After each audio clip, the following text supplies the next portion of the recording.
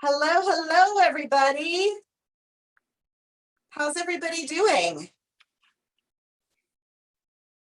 Oh, it looks like everybody's connecting to audio. There we go. Hey, Colleen. Hey. Hey. Ashley, Christine, Terry, Amy. How are y'all doing? Doing great. Hi, Dave. Awesome. Hi, Dave, too. Hi, guys. Hi, Dave. Good morning or afternoon. Dave. Well, welcome everybody. I think we've got some more people who are going to continue to join, but we're going to go ahead and get started. I am just so excited to have all of you here today and to have Mr. Dave Hollis here.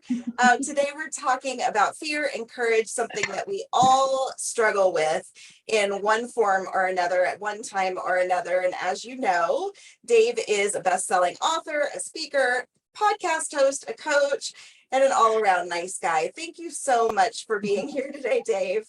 You are welcome, Mindy. Thanks for being part of my life. Thank you for inviting me into your community. I appreciate it. Excited to hang out with everybody today.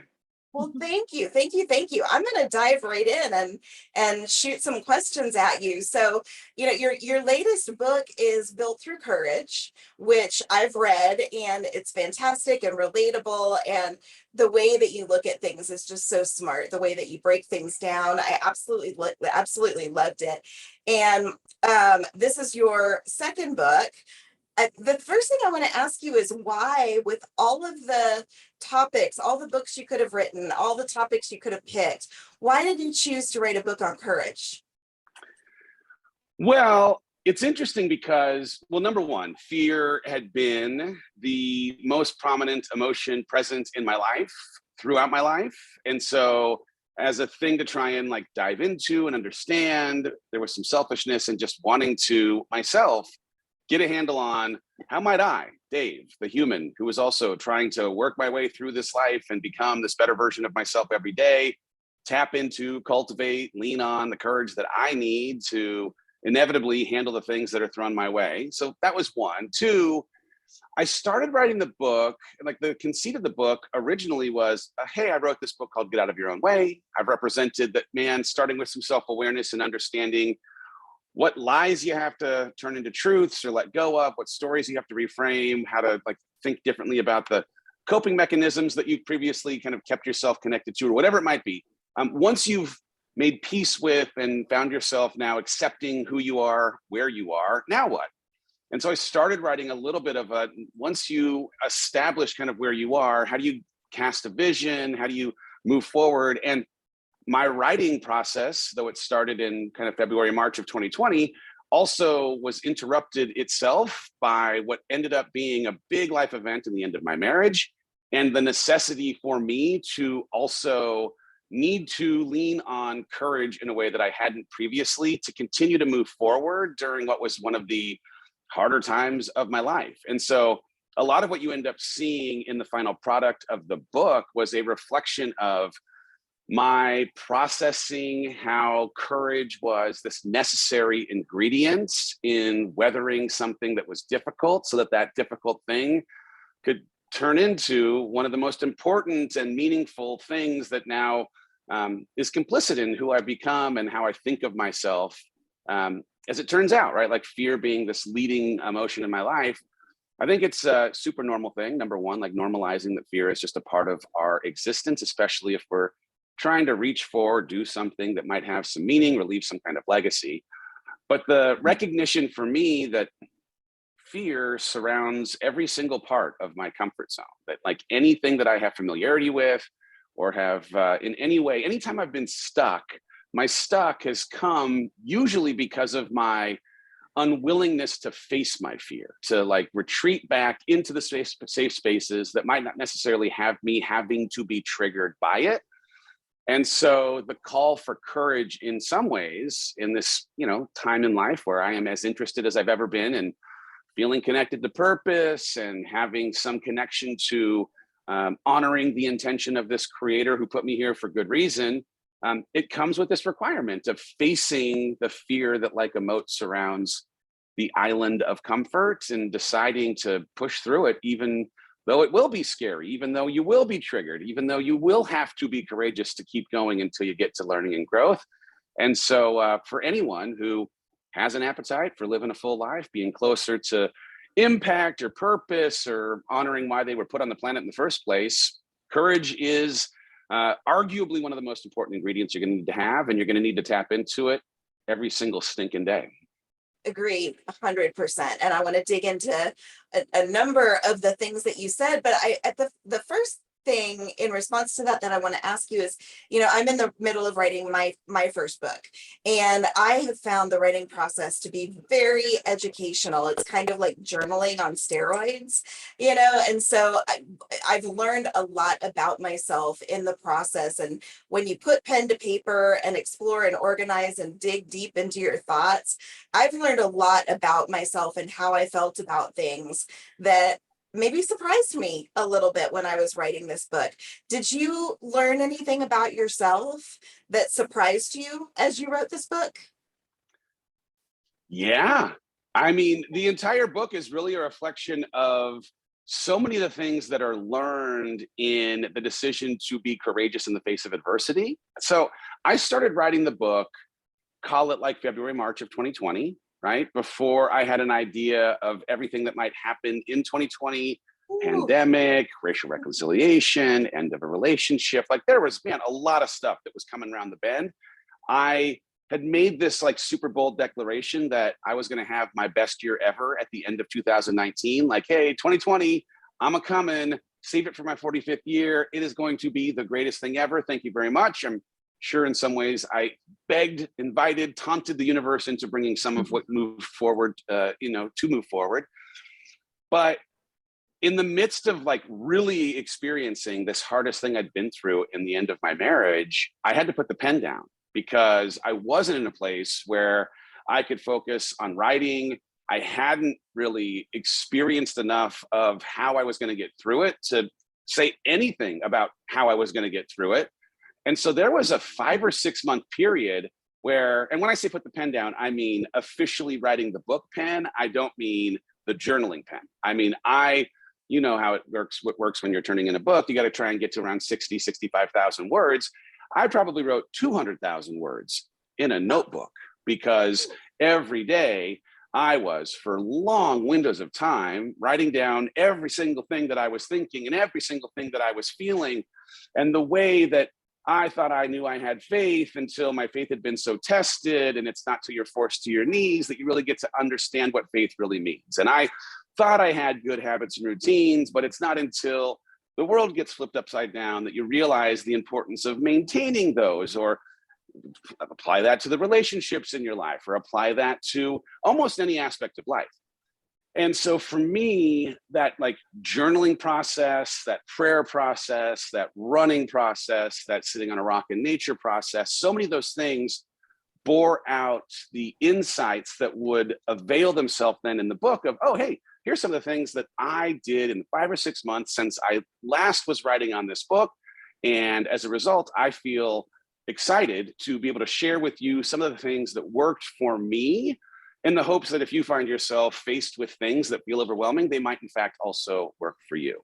And so, yeah, I mean, I learned an appreciation for example, for health that I don't know that I fully had an appreciation for prior to what ended up being this hard year, because I always thought, oh, like health is a nice to have, not not a need to have. And it wasn't until I was in the middle of like, oh my goodness, I'm barely able to get out of bed on certain days, having a health routine that could allow me to create some momentum each day was a necessity, so that in the midst of the muck, I just could keep putting one foot in front of the other until it started to change from feeling as hard or feeling as many headwinds until, turning into something that was now like, oh, I can do this. I know I can do this. And so the part of the book where I talk about those 5 dimensions of health and asking this question of what I need in this season was a super important thing that, to be honest, I didn't do prior to experiencing this hard window of time. But now that I was in it, what do I need physically, emotionally, mentally, relationally, and spiritually in these next 90 days became something that just fundamentally transformed the way that I thought about my health on a holistic level. And the answers to those questions became my daily routine, became my habits, my circle, boundaries, the kind of content that I could consume or not consume, and was so important. But like that is a, for example, like that was an aha thing that was born out of, in some respects, survival mode. In some respects, this decision to get up and chase after rebuilding my life after it was in some ways indistinguishable in the aftermath of a relationship ending. My primary identity having been husband to her, my work identity having been tied because of the work we were doing in the business. In so many ways, I was starting from scratch. And so that scratch, though it felt like overwhelm at the beginning, it was ultimately this beautiful freedom to really create a choose your own adventure narrative of what was going to best serve the exploitation of my gifts and me living into why I believe God put me on this planet. I love it. You know, I'm a big proponent, as I think you know, of trying to find the good in our hard experiences. And clearly you are too. And that can be a hard thing to do. But as you process emotions and fear and reality and all of the things, I try really hard to be intentional about the lens that I look at my challenges through. So talk to me about how you've managed then. And you know, and I think your previous answer, you were going in that direction, but how you've managed to find the good in your difficult times. And was there ever a time when you just couldn't, when there was no good that came of this thing? Well, number one, I think time is the great equalizer when it comes to an ability to see why this happened or the how this was for me kind of question. There's plenty of times in the middle of it where you're like, don't tell me this is for me. This sucks. And I don't want to have to go through this. And I want to punch anyone who would try to convince me otherwise in the face. And I think that there is like reasonably, of course, like there's so many things that ended up happening in 2020 and 2021 that none of us would have opted for or wished for. And yet, after some length of time, we might have some appreciation, even gratitude for them having happened because of what we now can see were the positive benefits of them having happened. I know when I said that, you know, crazy thing, hey, I'm gonna have my best year ever, what I didn't appreciate was that I wouldn't get a say in the conditions through which my best would be brought forward. And I absolutely can now be so grateful and thankful for every single thing happening exactly as it did, and hold at the same time that I never want to experience most of what ended up happening in the back half of 2020, because it was really hard and I was really sad. And I'll have some I'll be on a grief journey for the rest of my life. It'll you know, like change over time, but there will be things about my former self, former family dynamic that I'll grieve for the rest of time. And yet I know now that I am who I am and will be who I will be for the, you know, at the end of my life in so many ways because of what was born out of those hard things having happened. I happen to be a person of faith. It's interesting that I don't know that I appreciated this until having to go through the last year and a half. I, you know, was frustrated, like really frustrated with God. Like, God, I've been praying for these things and I've asked for these things and I've been a good person. I'm trying my hardest.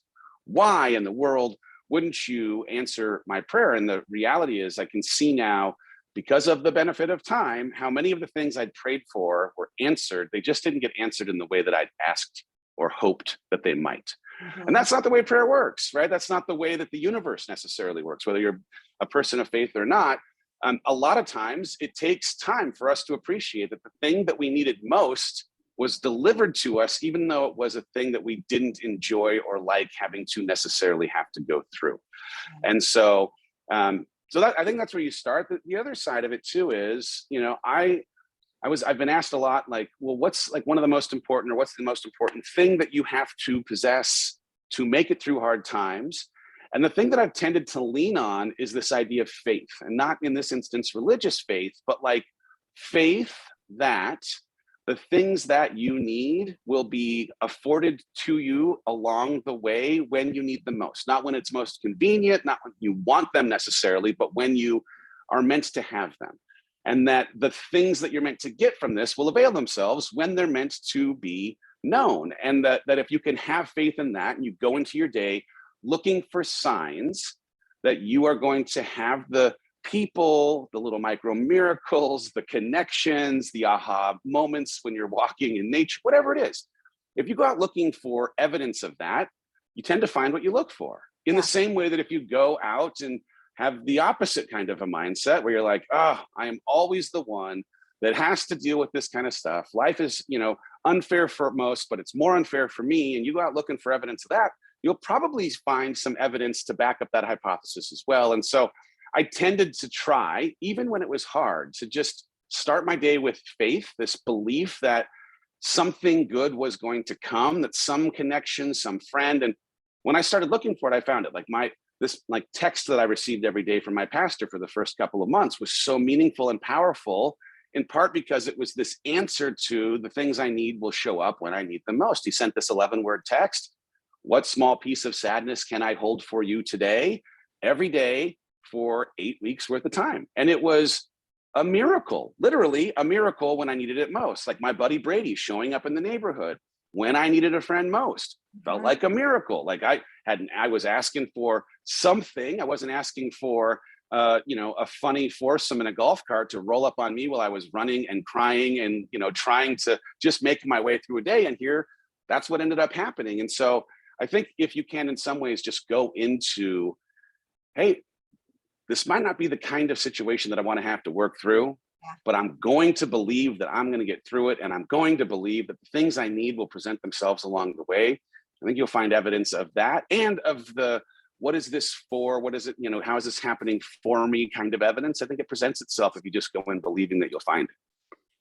So good. So good. There's so much that I want to say about everything that you just said, but I think, one of the things that comes to mind for me is that, I talk a lot about the idea of sort of adversity being temporary. And I've come up with sort of my own lens on adversity that allows me to look at it that way. Because I think usually the hard things that we go through, there can be almost a comfort to just knowing that there's a beginning, a middle, and an end to this, and you're going to get to the other side, even though, people would challenge me on that and say, but there are things that are permanent, like my disability, and I even have managed to find ways to look at my disability that are temporary, because my disability is not actually my problem. It's all of the little side effects, all of the little mini challenges that come along with it throughout the day, that I know there's going to be a beginning, a middle, and an end to this little mini challenge. And so that's that's kind of where my head went as you're talking through your thoughts.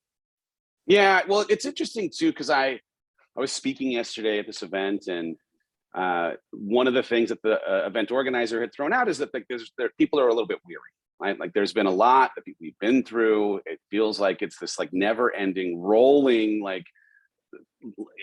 uncertainty. What's going to happen next? Are kids going to have to go back to virtual learning? Are we going to ever get out of And what I had to kind of offer is change is a constant, and certainty or control was always an illusion. We just only have become aware of how much an illusion it is recently. And so if there's a way for us to just reframe the idea that we have control, or the idea that there is going to be a destination to quote unquote normal, when normal again was never an actual construct. We just convinced ourselves that it existed. And instead find ways for us to believe that we can, irrespective of the conditions, equip ourselves to handle whatever gets thrown our way. We've now prepared ourselves for whatever, because the guarantee in life is that you're going to experience additional change, whether you like change or not. Change is a constant, and you are going to have to do it, the change you choose or the change that will choose you. It's just a promise. And if you can change the way that you've thought about control or normal or certainty as things that are, even constructs that exist, let alone things we have control over, it might afford you some freedom, some surrender to now walk into your day asking, how might I equip myself to handle whatever comes up, as opposed to how can I engineer, put my thumb on the scale to try and change the way life shows up, because life doesn't care how you prepare. It is going to show up. Unfortunately, I wish there was some like thing you could do, like, oh, if you say these 3 mantras, you put on your shirt this way, and then you walk in, to door frames mumbling this thing. All of a sudden, then life is going to magically bend its knee to you. It's not. It's just not. Even though you might deserve it, even though it's just not. So the question is more, how can I equip myself with the courage to keep moving forward when something unexpected shows up? How can I equip myself with the mindset to see the adversity that comes as an opportunity for me to grow? Because when I think about like every time I've had to face something that I didn't necessarily like, or that would have been classified as adversity, those are also the times, it's a like one-to-one correlation. Those are also the times when I found myself becoming or growing or learning the most. We don't learn in the absence of that friction. We don't learn in the absence of that discomfort. Yeah. If we can think a little bit about, oh, these are the ways that I become, then maybe we can see it as something of an invitation, or this is something of an opportunity, as opposed to something to feel bad about or try to avoid. Yeah. And so this next question I want to ask you, it kind of dovetails off of what you're talking about. And then I want to dig into some of the maybe slightly more tactical things related to fear and courage and how to apply it in our lives. So I saw you did this great book club after you launched your book, and you went live every day, talked people through the book. And one of the things I saw you talk about was turning our liabilities into our superpowers. And so, we talk about the growth that we can experience from adversity and fear and, doing hard things. This is one of my favorite things to talk about, because I actually personally believe that in terms of my personal success in life, my disability is actually one of the best things that could have happened to me. And so I kind of look at it as a superpower, actually, rather than a liability, because it's instilled so much in me that's allowed me to navigate other things in my life. What liabilities of your own have you managed to turn into superpowers? Well, I mean, I operate currently in this, kind of bizarre personal development space that I live inside of, where talking honestly and vulnerably about my struggle or the things I've had to work through is something of a differentiator to some of how other people maybe have approached personal development in general. And so, like, get out of your own way. Hey, let me tell you 20 stories of times when I did stuff I'm not necessarily proud of, or let me share with you some of the shame I possess for not having necessarily gotten things perfectly right. Like, it's an unconventional kind of thing, but that's kind of the tip of the spear with what you're going to get from most of what I teach, where, hey, I do want to inspire you and I want to give you answers, but I'm as much a student as I am a teacher, and I don't believe that I'm even a tenth of the way along the journey of who I'm going to inevitably become. So sharing some of the things that I'm learning out of the mistakes that I've made, or out of the things that I've tried and not had go perfectly right, out of like the insanity that sometimes shows up when you work yourself into exhaustion and do a terribly decided live stream for like 2 hours and then people make YouTube videos about it. Like, I'll get to teach from those experiences, because my human moments are some of the like richest sources of information that I'm able to now hopefully connect with other people and be like, hey, I experienced this, pretty good human, I'm doing my best. And also, I still struggle in these areas. And maybe in recognizing that, it affords something of an empathy bridge that allows people to see themselves in my stories, feel normal in that struggle, and feel maybe just a little bit of hope because of some of the progress that I'm making, despite the fact that I'm still human. So I guess I would start with that. But like when I think about the question, I tend to go into the business space first, because there were so many times, especially in my corporate career, where I was given opportunity that I was not yet qualified for because of having represented myself as someone who could be thrown into a situation and would figure it out as he went, right? Like I often was managing people who had a lot more experience. Like sometimes I had people who had tenure that was longer than the number of years I had been on the planet, right? Like, oh, you've been here for 32 years? Awesome. I'm 31 years old. Let me manage you. This is going to be a rad experience.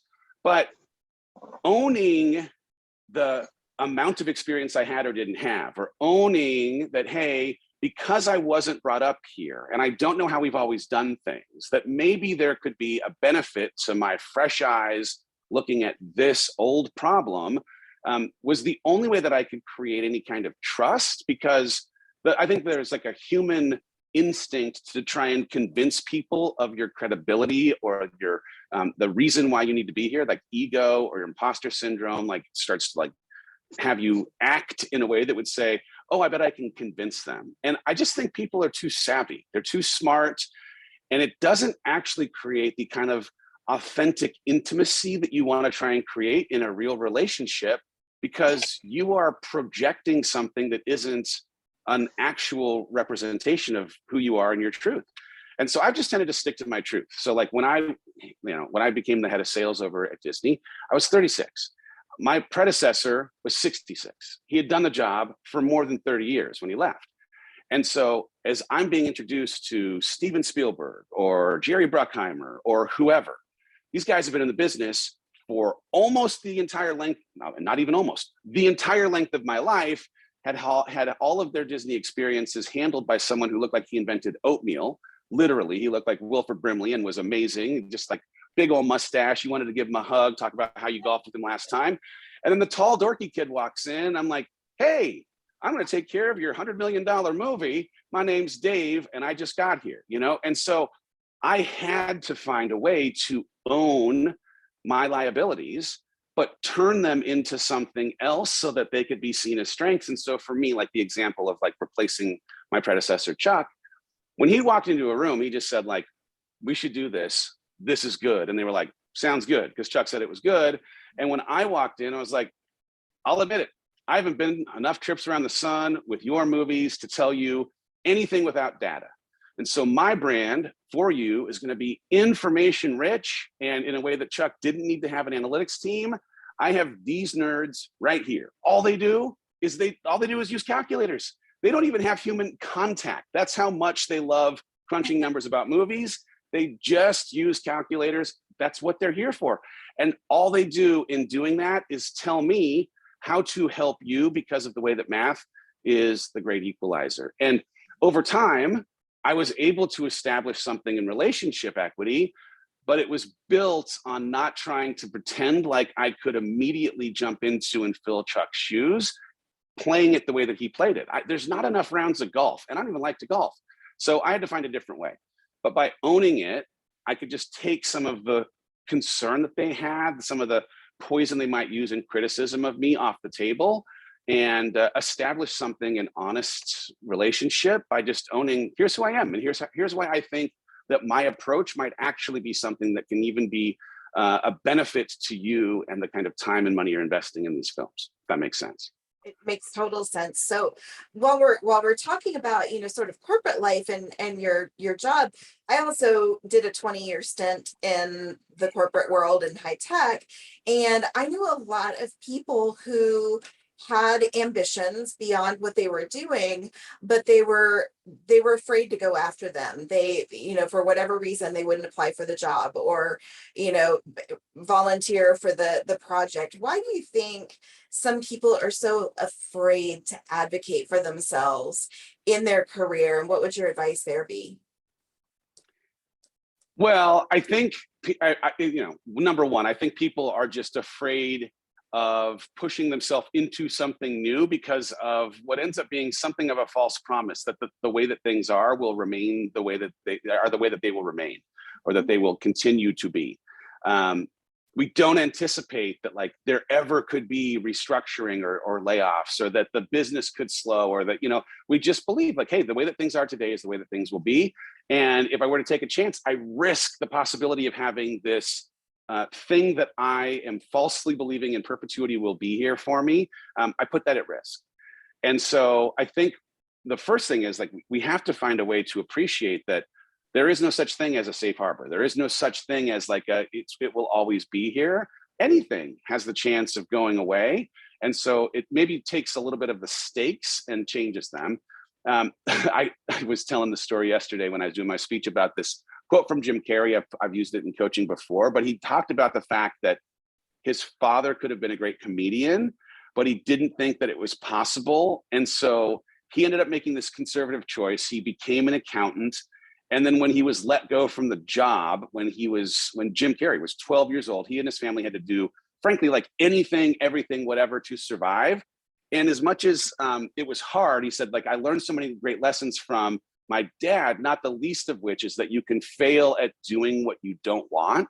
So you might as well take a chance on doing what you love. Yes. And so I think that like, there's something that people, hopefully can connect to, that they may in fact get to the end of their life and play it safe and realize that, man, safety came at the expense of exploiting their gifts or tapping into their passion or doing something that they love. And so the hope would be that their desire for doing something they love, or their desire to do something that's more aligned with their purpose in life, would be greater than their fear. And of course, like it takes courage, but sometimes it also takes leverage. Like sometimes it takes being confronted with the possibility of getting to the end of your life with all of your dreams left inside of you and not ever like having had the courage to breathe them out loud.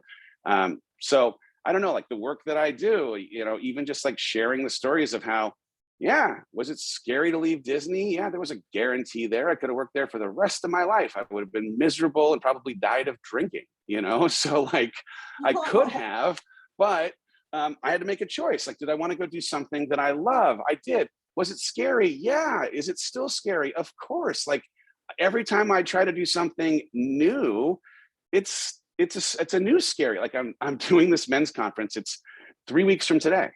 I'm terrified. Yeah. Like I've seen the agenda, I've seen the workbook, I've seen the welcome pack. I know all the people that are joining. It's amazing. And I've never done one that is my own. So it's terrifying, but I'm going to go do it because it is going to reveal pieces of what I love. And so, so there's that. The reason though why people tend to not advocate for themselves is that there's the chirping of their self-doubt, or the chirping of their imposter syndrome that makes them wonder if they might be found out for not having all of the qualifications that are necessary to excel at the job. If they put themselves out there and were to get it, would they maybe be exposed as not, being the perfect candidate? It's a different situation, or an extra layer of complexity. It gets thrown in there when you're talking about the difference between men and women. Men tend to throw their hat in the ring if they have 2 of 10, 3 of 10 qualifications for a job. Women tend to wait till they have 8, 9, or 10 of the qualifications for the job. Why that is, we don't have enough time in this this interview to talk about, but right, like finding a way to embody a little bit of that. I'm gonna figure it out as I go kind of thing. Richard Branson had this, interview at one point in time that I saw, and it was like, what would you say to someone who doesn't necessarily have the qualifications but wants to do the job? Like, take the job, figure it out once you get there. And I 100% believe in that. Any of the success that I had in my corporate career was a byproduct of believing that I would figure it out once I was in the role. And I was, in a hubristically, maybe gag reflex kind of way at times. Like I was like, I am the candidate. Trust me, I am the guy that you need in this job. And that kind of that blind belief, and my belief that I would figure it out as I got on the ground, was a big part of how I got opportunities along the way. Yeah, very true. And one of my mottos that I've sort of adopted over the last, 3 years is, say yes and then figure it out. Absolutely. I love that. Yeah. Yeah, I've also learned over the years, I've thrown my hat in the ring before and not been selected and all of that. But what I've learned is that, it stings. It doesn't feel great, but it didn't kill me. And it actually gave me more information about the skills that I needed to maybe go and develop. So yeah. So let's talk for a second about in my upcoming book, in the chapter on fear that I wrote a lot about the concept of real fear versus what I'm kind of calling manufactured fear. And I think that we all spend a lot of time with these loops playing in our heads, telling us about what might happen or what could happen, and all of that. Do you think there's a difference in how we should approach real fear versus manufactured fear? Well, I'll tell you this, the body doesn't know the difference between real fear and manufactured fear. So Yeah. like the first and most important thing for any of us to appreciate is that whether it's real or a totally imagined, our body and our reactions to that fear is exactly the same, because our brain just can't distinguish, is there actually a snake or is there not a snake, or whatever it is that you've kind of conjured.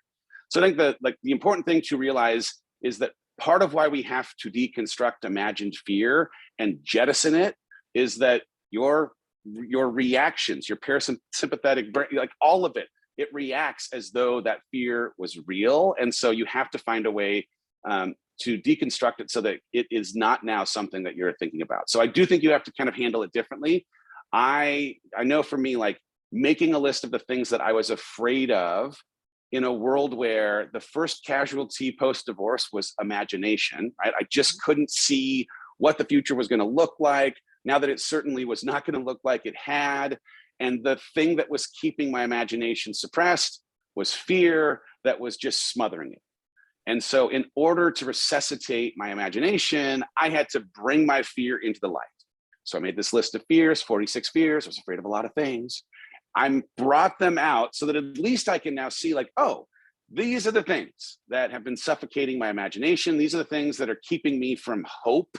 These are the things that are keeping me from feeling as excited today about what might happen tomorrow. I use the quote in a couple of books now, Les Brown's quote, "Hope in the future is power in the present." Yeah. And I just really believe that, like, imagined fear, I mean, both kinds of fear, but like, they are the thing that was suffocating my imagination such that I couldn't cast a hopeful vision for my future.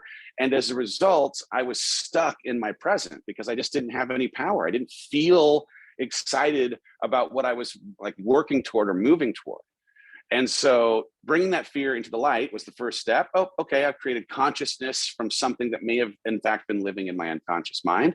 Mhm. And now that I saw it, I could ask the question, are these fears real or are they imagined? And for me, it was like 70-30. Like 70% were actually imagined kind of things. It was like, once I wrote them down, do you really think you're gonna die alone, Dave? Like, you're a pretty good dude. You've got 4 kids. Like, one of them is gonna still be around and take care of you when you're like, you think you're afraid of dying alone? Really Noah's got you, right? Right. Like, that's ridiculous. That's ridiculous.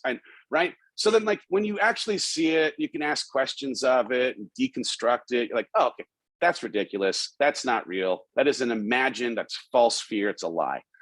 And you can now put that off to the side. Thank you. Goodbye. The 30% though of stuff that was real, now I had a question of like, well, what do you do with the real fear? And for me, the real fear was, like the thing I said in the book, will tell anyone, I think a plan is the antidote to fear. And so like the question was, okay, if these fears are real, like I'm gonna have to face these fears, they're not going away. How do I plan to handle them when they come up so that having that plan affords me this opportunity to cultivate courage to move toward them? And in a wild way, when you've eliminated the imagined and prepared for the real, fear actually changes form. Now, fear, I don't throw rocks at me, but fear has actually become an invitation, right? Because if I feel afraid of something and I now know that I can get to the bottom of whether that fear is real or not, and understand what I would need to do to be prepared to face that fear, I only have one choice. I have to walk toward it and challenge myself to face it so that I can understand what I'm being invited to learn from it. And every time I have, even though like we did these speeches yesterday. Heidi's so weird. I love her, but she is terrified of speaking on stage. Like she crushes her speeches. She did a great interview with you. Anytime that she's on live, like we had hundreds of people in our coaching community last night for 2.5 hours. She is amazing. And yet this is a thing, right? And so when we had been invited originally, they were like, look, we can do a Q&A with you, Heidi, we can do a keynote. And I was like, Heidi gonna do a keynote? Like she's got to, because this is an invitation for her to challenge this thing that she has fear for. And the invitation is here because the kind of impact that she's gonna have is going to be, it'll be amplified when she's able to confront this and actually affect more people in person on stages in the future. And so she begrudgingly agreed back then. And we got to, 2 nights ago, we're sitting here preparing, like, she's like, I think I'm gonna throw up. Like, no, you're not, it's gonna be great. We're driving there yesterday. She's like, look me in the face. I'm like, I'm driving down the freeway, look me in the face. All right, I looked her in the face. She said, you cannot walk into the auditorium. You cannot listen to me speak. I was like, okay, that's fine. There were some conditions around how she was going to face her fear, but she faced it, right? Yeah. And so like, I would argue for any of you that's listening, like when you find yourself confronted by something that scares you, if you can develop a plan, and she did develop a plan, right? I developed a plan. I'm going to prepare in this way. I'm going to stay focused on serving the audience. I'm going to try and do stories that will allow them to see themselves in them. Like when she prepared, she ended up having an effective delivery. And yeah, she's still hard on herself. Didn't think she did as good a job as she liked, but she's one step closer to overcoming this fear because of the fact that she faced it. She went through it. It didn't kill her. She now has a data point that says, hey, guess what? When I decide to put myself into this space that I'm afraid of, I will survive it. I will have a positive effect. I see it as an invitation, right? Doing this men's conference was an invitation. I was scared when it was brought up to me by somebody else that, hey, do you want to do this, Dave? And I was like, I don't know that I am going to be able to do it without being frightened by it, but I got to say yes. Yeah. And, like, it ain't going to make money. That's okay. It is going to change. It's going to change some people's lives. Yeah. And that is the intended outcome. It is going to, but more than anything, it is going to provide us data, right? We're going to find out what of the 3 days of programming, of the 18 people we have coming to speak, of the activities that we've created between classroom stuff or throwing axes and shooting bows and arrows. Like, we're going to find out what are the things that men actually want to do if you get them together for 3 days. And that was the point, right? And I'm going to find out, is this something that you actually love, actually want to do, or is it not? So, I got 3 weeks of having a little bit of that jittery feeling, but if I don't have those jittery feelings, I'm not pushing myself outside of comfort. And I'm certainly then in that instance, not growing. So this is all a pursuit for growth because of seeing fear as an invitation. I don't even know what the question was, Mindy. I just started rambling. Here we are. That was perfect. That was absolutely perfect. And I wish, and by the way, your event's going to be fantastic. I've seen the lineup. My husband is going. He's excited. Let's go. It's going to be great. But yeah, I think personally, I always feel you say make a plan and face your fear down and take a step into it. And anytime I'm afraid of something, the second I take action, I feel better. And I wish that I were a therapist and I could explain to us our physiology or our chemistry and why that is. But I'm a huge believer in just taking action and you'll feel better. 100%. And the thing is, like, I've been big on like pushing myself in physical challenges, the idea of like running a marathon or trying to climb a mountain or whatever it ends up being. The way that when you do something, you see something you can't unsee, something you can't unknow, have confirmation of what is possible. And so when you have fear, it's the same kind of thing.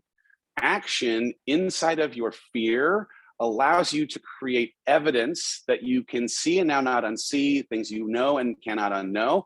We're in the midst of this, physical challenge, or Get Fit challenge, I mean, that you were also part of. God bless you. And inside of the community, people are like, oh my goodness, I finished this Metcon or this HIIT training or this workout today or whatever, and I never thought that I could do that many reps or that many exercises, that many. And now that I know, it's almost like you begrudgingly now have evidence of what you are capable of. You now know that you can do it.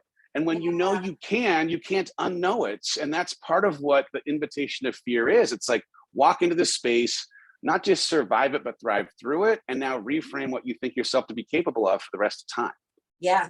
You're absolutely right. It's, it's the evidence of courage is what it is, which makes the fear smaller, right? So, God, I have like 86 more questions I want to ask you. Let me ask you, we're at the beginning of a year. Where is this question? We are, I really want to ask you this question. So we're at the beginning of a year, and people are making goals. They're thinking about how they want to live better this year, all of the things that they want to do. A lot of these goals that people might be thinking about may scare them. So when you are evaluating a goal or something that you want to take on for yourself, and I think that we're afraid of it because there's some risk involved in potentially doing that thing, whatever the risk is. So how do you weigh for yourself the risk against the outcome potentially, and decide whether or not you want to take something on that's really big and scary? Well, I mean, I'm trying, like the word, like they have this little bracelet making station. I love a bracelet making station. We could tap a little word into a little circle of metal. Nothing wrong. I don't know who came up with this idea, but it's going to take off. I put in the word congruent, name of the conference that I'm doing too, but like working on alignment or congruency or integrity in my life is everything that I'm trying to work on in real time. And in the answer to this question, like if you can cast a vision for where you believe yourself to be going, whether it's really sitting with your intuition or knowing, or sitting in prayer and understanding what you believe God has called you to do, or like whatever it is, cast the vision for where you think you're going to go. The question that you have to ask is, well, what would need to become true between now and then to allow that vision to actually have a chance at survival, at becoming? And so I understand that, hey, I can control a single thing. I can't change anything that's ever happened in the past. Worrying about the future will not change it. Trying to engineer things so that the universe or the world shows up to me in a certain way ain't gonna make that happen. The only thing that I can control is how I show up in these next 24 hours. And so the goals that I make and the micro goals that end up becoming a part of my everyday, that 24 hours that I can control, I want to try and create integrity between who I'd have to be in that 24 hours to become the version of who I'm meant to be 24 days, 24 months, 24 years from now. And so the question really ends up being, all right, where do you think you're going? And what do you think you'd need to be working on goal-wise to actually get you a step closer now?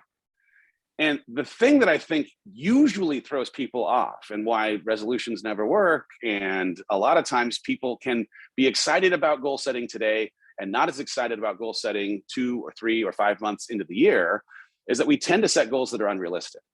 We're caught up in the excitement of this being the new year and it's a new me and I'm going to chase the things, and then we set goals that just set us up for failure. And so, and I know Heidi probably talked to you about this in her conversation with you as well, like inside of this fitness community that we've been working on, like setting very, very realistic goals so that you can create something that she's called integrity momentum. Like if you can make and keep promises to yourself on consecutive days, over time, stack wins, you will allow yourself belief in self that you can build on and continue to move forward with. And so for me, instead of like, like I used to be a big, like 5 years from now kind of dreamer. And then I saw so many things change in such a short window of time that the idea, like 5 years ago, I was sitting in an office at the Walt Disney Company. Like I was wearing a suit and tie every day. I was not very happy. And I did not yet have a single conversation about Austin, Texas, right? Like the 5 year ago version of me couldn't appreciate how happy I'd be, how handsome facial hair would look on my beautiful face. No idea. If I'd have known this, I would have done it years ago. But I'm not, that was a joke, everybody. But the idea of casting 5 years from now goals for me, it just feels like a pretty long window. Heidi and I have been talking a lot lately about, like they say that like life goes in 7-year cycles, but I think we're running in like 3-year cycles, you know, like and when I say 3-year cycles, I mean, like we are fundamentally completely new people every 3 years. At least she and I are. Like I am unrecognizable in like the best way. Thank you very much. When I did my speech yesterday, there's a speaking reel that comes up and half of the videos of me are hair-free Dave. Don't recognize that guy. A lot of sadness in that dude's eyes, and maybe not as much growth, the kind of growth that comes through going through hard things, right? I am a completely different person than the person I was in 2019. Yay for that. But it also means that I'm going to be a completely different person in 2025 than I am in 2022. So when it comes to me setting goals, I tend to be a little bit more shorter term. Like a year from now, what am I trying to achieve that would have me closer to my long-term hoped for mission of honoring the intention of a creator that put me here to do great things and have big impact on this world. And I've asked the question more in the like, what do I need in this season kind of thing for the next, 30 to 90 days worth of time? Like, what are the things that I can do practically that would keep me moving toward that goal at the end of the year? And so having goals that are reasonable and manageable, that let you create integrity, keep promises with yourself, stack those wins over time and shorten that time horizon. That's been my take. Other people, by the way, they might be more long-term goal driven and maybe their goal doesn't change the way that my goals have changed. But like there's so much that I don't yet know about myself, about the world, about life, that the idea that I could understand what I'm headed towards 5 years from now feels obscene. It's just crazy to me because there's just so much, even just in the last year, that I have a completely different perspective on, that I get excited about it. Like it feels like the sky ends up being the limit, but also I don't want to hold myself to the confines of what ends up feeling like an imagination that doesn't have nearly the kind of opportunity that you might otherwise find in the real world when it actually avails itself over time to you. Right. Absolutely. And I think the other thing that I would throw out there too is that I think, and myself included, I've been guilty of it so many times in the past, but I think one of the things that one of the mistakes people make when setting goals is this sort of all or nothing mentality. And the second you slip up or whatever whatever example here that goes sort of against your goal, people give up and think that it's not in them, or I messed up, so I'm going to quit, those sorts of things. And it's just not that way. You've got, tomorrow and the next day after that and the next day after that to try again. So it's interesting. Our nutrition, we have like a nutrition expert that's a part of our little challenge right now. His name's Coach Doxy, and we were talking to the group last night. And he said, if you made an appointment with a friend for lunch and you said, meet you at 12, and then that person didn't show up the first day, you'd give them some grace. Oh, okay, great, that's fine. But if the very next day you made an appointment at 12, didn't show up, your faith or trust in them would certainly be compromised. You might think twice about believing them. We are making that appointment with ourselves all the time. And yet we are really inconsistent with how often we tend to show up when we say that we will. And in that have created the same kind of breach of trust with ourselves that then has us not even thinking that we could be depended on to follow through with the goal. Yeah. And so part of why setting reasonable goals and stacking those wins ends up being important is that you have to reestablish some trust with yourself. Mhm. You have to, over time, make and keep promises in a way that has you believing that when you say you're going to do something that you will, so that when you set a goal, you're like, oh yeah, I'm that person that follows through. Yeah. I'm that person that's there at 12 when I said I was going to be there, and not, oh, I don't know, you only showed up 2 of 10 times in the last 2 months. I'm not sure if you're going to actually, follow through. So Right. it's important for us to, I think, establish things that we can over time consistently do to have us believing in and establishing that trust with ourselves. Amen. Amen. I'm watching the time. I know that you've probably got other things that you have to get off and do. I could be here for the rest of my life. Honestly, I have nothing else happening. So let's just talk for literally ever. Hi, Marlene. I didn't see you there. How you doing? Do you have time for maybe, let's say, 2 questions from Oh, yes. the audience? Who's We'll got do a it for, question I'll for do it Dave? as long as you want. Yeah. Aw, you're so nice. I've got a kid home sick with COVID, so I am not even allowed to go to my house. Let's just be clear. So I am just hanging out until I get an all clear from the quarantine bill. Oh, geez. Oh, I'm so sorry. I'm so It's sorry. okay. I wouldn't mind talking, or Yeah, no, go right ahead, Colleen. Colleen, get in here. Dave, I want to say thank you, because when you were on your patio piece, I was going through stuff at the same time. And sorry, emotional, because my life has changed in the last 2 years as well. And I'm a motivational speaker. I'm also a teacher, so I tutor, and I'm also an actress. I have whatever. But over the last 2 years, like, it's really come out, like, the heart that I have. Like, I'm an empath, and I've learned a lot in the last 2 years about myself. And I'm very emotional right now, sorry. Because Don't apologize for being emotional. I love emotion. I'll cry just eating a PB&J later on today in honor of you. It'll be great. Some of my fears are, I just had to remove myself from a lot of people in life, because not everybody's nice.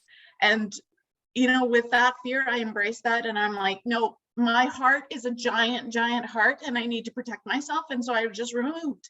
And with that came out this beautiful person in me, like this beautiful, beautiful, loving, heart, caring. And then this shining person came out of me, of who I truly am. And I want to thank you, because you, through that, you sharing your heart and being who you are, I also became sharing my heart and who I am and being honest and true.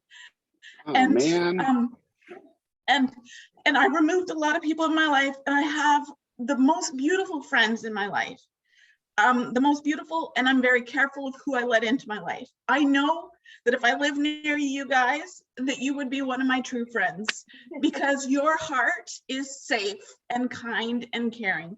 And I love that you help the world by getting everybody your honesty, but your kindness and your heart. We need more of that in life, and you shining that. So thank you, because I walked through you with the patio piece, and I changed with you at the same time. I was going through my own stuff, and my own beauty came out. Like, I am the most beautiful person in the world. And so thank you. And you have a giant heart and a giant soul, so please never change. You are so sweet. Mindy, let's just do this all day. Come on. Who wants to go next? Goodness. Colleen, that was amazing. I love you. Thank you. Colleen, I'm so glad that you've maybe made the changes that you've made. You deserve the best, and if you've got good people in your life now, good for you. That's what you deserve. Thanks, Mindy. Yeah, absolutely. Christine, do you have a question? Oh my gosh, I sure do. Yeah. Hi guys. Hi, Christine.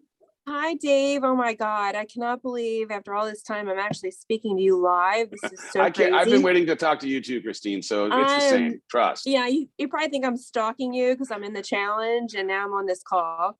Christine, are you looking at me through the back sliding glass window right now? That feels strange. No, that's not you. That's somebody else in the challenge. Never mind. Am I? No. Also, I saw you working out at the beginning, so high five. I wasn't quite done, and I'm like, I'm probably shaking all over the place. They're like, please stop doing that. No, Blair Witch 4 was amazing to watch today. So thank you. That was awesome. So anyway, first of all, I agree with Colleen. You have really been inspirational. I mean, hated to see you going through what you went through. Really hated it, like broke my heart. But I just see such a change in you. I was at Rise Dallas. Hi, Mindy. Mindy changed everybody's world that day. And, you know, just having her there and all of that. But anywho, seeing what you went through and then you meeting Heidi, who, oh my God, I didn't even really know Heidi until you started dating her and it came Neither did out. I. And then she is just the most wonderful person. And I want to squeeze her one day. But beside all that, I wanted to ask you about writing your book, your first book, because I am trying to be brave and write my first book. And you and I are similar in a lot of ways, because when you were with Rachel, she was the go-getter, the get up at 5 o'clock, get everything done and, you know, boom, go through her day. And you were more of the, well, I'm not so motivated and I have these fears and I don't really know what I'm doing and I'm stepping into a new space. So I wanted to ask you kind of how you did that, how you started that process from going from a completely different, you know, world to then trying to write a book. How did you even begin to do that? Because I kind of get stuck and I don't know how to start, I guess. Well, number one, like the choice to do it is the first big one. So good work. You've made the first and hardest choice. The work of a book is one part, like there's some discipline around it because you just have to get in a rhythm of actually getting words on a page. Like the hardest part about writing a book is putting the words on the page, right? But for me, and I don't know, I think people do it all different kinds of ways, but I talked to Mindy about this when she was getting ready to start hers. Like I tend to be write out every single story that you think you can tell about your life. Don't try and ascribe like what learning or teaching you're going to, what are all of the interesting stories of all of the things? If you were at a cocktail party, if you were back on the dating scene again, and you're trying to like tell the person that you want to be partners with a thing that you think that they would find funny or interesting, or wow, I can't believe it about you. What are the stories? Just make a list of all of the stories, okay? Put the stories on the side. Now, make a list of the kinds of things you'd hope for the reader to take away from the book. Like, what is the intention of the book? And is there then a way, with you having now declared what you're hoping they will get from this? Like, you almost have to, like, if you were going to put a trailer for the book, or if you were going to put an ad for the book, how would you, in 60 seconds or less, convince someone that this is the thing that they need because of the need that you are serving, right? Like you have a strength in your experiences or in your wisdom or in their research methodology or the way that you're organizing it, and they have needs. How are you matching your strengths to their needs? What are you satisfying? And then you have to, once you've identified what it is that you're trying to satisfy, how do you break it into something that you can take them through journey-wise? So what's the arc, right? For me, like with Built Through Courage, it was start understanding where you are, cast a vision for where you want to go. Let's practically understand what it's going to take to get there. For Get Out of Your Own Way, it was, here are the 20 lies that I believe that kept me from my truth, or that kept me from being the best version of myself. And so then I knew, all right, in the 20 lies version, it was just like a heartbeat monitor, like just one chapter. They didn't necessarily connect to the previous chapter, but it was 20. So there was a frame. For this one, it was a map, right? I decided to take you on a journey from where you are to where you want to go and what it's going to take to get there. But you have to decide what's the arc of what you're going to take people through. Once you have the arc, now you go back to the stories and you try to figure out which stories are going to help you take them on that journey, because of the way that each of those individual stories illustrate one of the points that would help move the reader from chapter 1 to chapter 2 to chapter 3. And then, you know, for me, I always wanted to have like, well, what is the thing that I would hope for them to take away at the end of each chapter, which is where my logbook or the journaling prompts ended up coming from, so that it could go from passive listening or reading to active learning. And I would challenge you, like, what is the thing? What's the intended outcome of each individual chapter? Because if you can identify it, now you've created an outline. And when you sit down to put words on paper, you know what your goal is for that chapter. All right, in this, my intended outcome is to have them walking away with an ability to dive deeper into identity. Okay, so now what I do, I took a pack of note cards, and I got a bulletin board, and I put the entire thing up, and I knew, like, okay, boom, there's the identity one. And even inside of identity, I then took the 2 stories that I was going to tell about identity. I put those on cards underneath identity, and I created something that looked like like the people that try to solve crimes on CSI, except it didn't have string, right? Like, it looked like a maniac's lab. But every time I sat down, I knew exactly what I had to do. And because I appreciated that this was like one brick at a time to help build the wall, every time I finished telling a story, I got to take the pin out of the old cork board, take that note card down, and I could visually see the kind of progress I was making for what would inevitably be the entire book. And so for me, like, I spent a lot of time building out that maniac's wall and a shorter amount of time, to be honest. Like, once I knew what it was that I was writing, I actually write pretty fast. So I started the book, like I say, in like February, March. When I say started, I really was like creating the outline. I would write a little bit, but really the outline. I probably wrote most of the book in like November, December of 20 for it to come out in March of 21. So like it was, October of 20. So it was, it was pretty quick, a pretty quick turnaround once I actually knew what the frame was. So the more that you can do, like, pre-work wise, to like get your arc, to get your stories, to get the individual chapters, the intention of the book, but then also the intention of each individual chapter, that's what worked for me. Whether it works for you or not, I don't know, but it's a good place to start. And I will Well, say, you shared that process with me, and I followed a very similar process. I wrote my book in 2 months. So Yeah. it's a really good way to think it through and outline it. And, writing the chapters is so easy when you've got that kind of clarity and thought. So I wish that we could stay here all day asking you more questions, but I do just want to talk about your fitness challenge again for one more second. I don't know if people can still register or not, or if it's closed at this point. Oh, I know a guy. Putting you I'm on the sure if spot. someone wanted to. Yeah, no, I mean, it is, but it's still like we're in the first week, so I'm sure that, like, if so, I can throw you a link if you guys are interested. But it's a thing that usually wraps up the first day of the challenge in terms of new registrants. But if someone was interested, let me know, and I'll send you a link that you can get into it for.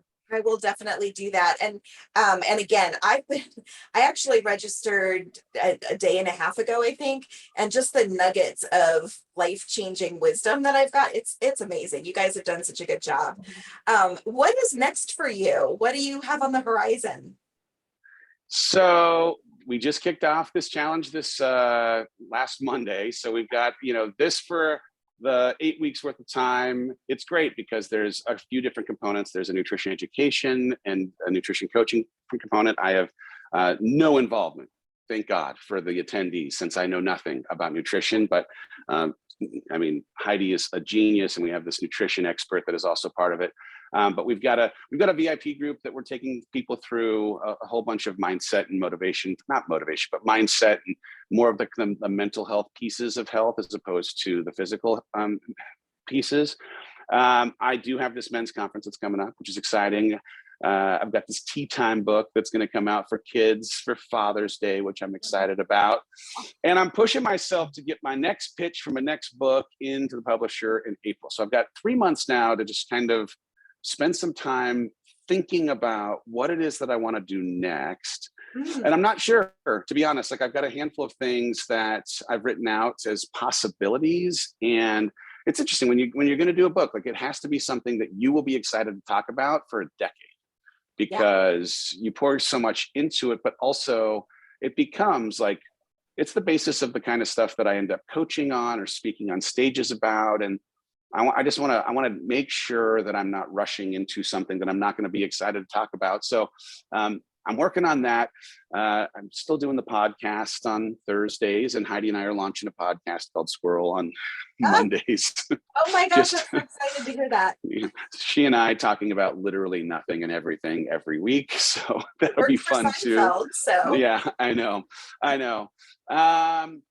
And I mean, like, I'm working on how can I spend as much time with my kids, and as Heidi's continuing to ramp up and do some more fun and interesting stuff, you know, how can I be supportive of her? We're working on this challenge together, obviously, but we're also close to doing something inside of the kids supplement space, which I've never done anything inside of before, but as a father of four, her a mother of four, we give our kids a lot of vitamins and supplements, and why not?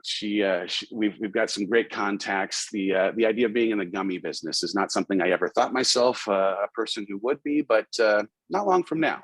That's amazing. So you have a lot of free time is what you're telling us. Yeah. So yeah, running and gunning as much as I can, trying to still stay focused on my personal, like my mental health is a priority. And so the more that I can, make sure I'm carving out my time with my therapist or having my time in peace and all that kind of stuff. But I don't know, like I'm in a cool place right now where I love the stuff that I'm doing. And I also, am excited about the things that I haven't even yet necessarily fully given as much time as I know I will inevitably give to, like, when I get out of the men's conference and we have a conversation about what worked and didn't, will it be that we're putting another one on sale for the fall? I don't know. Like, Heidi and I are doing an event here in Phoenix on the back end of the fitness challenge in April, and it's going to be rad, but it's also an exclusive to the people that are in the fitness challenge kind of thing. So, there's, I don't know, 11 or 1,200 people that are in the challenge. If you did, well, good news. We got 200 people of availability to come into Phoenix for a couple of days and have fun, hang out, listen to a bunch of great speakers. We've never done this ourselves. So again, like, we're putting our toe into some water to see what works and what doesn't. And as we learn from it, will it ultimately bore another conference in the end of the year or something like that? Who knows? I don't know. I'm taking it as it comes. Well, that all sounds fantastic. And I wish you nothing but the best and the greatest success with all of the things that are to come. It sounds really exciting. And again, I just thank you for sharing your time and your humanness with us today. You're fantastic. I am very human. Don't worry about that. That'll always be on display. Aw. Well, thank you, Dave. And of course. Thank you, guys. Thank all of you for being here. We appreciate it. Thank you, Mindy. All right.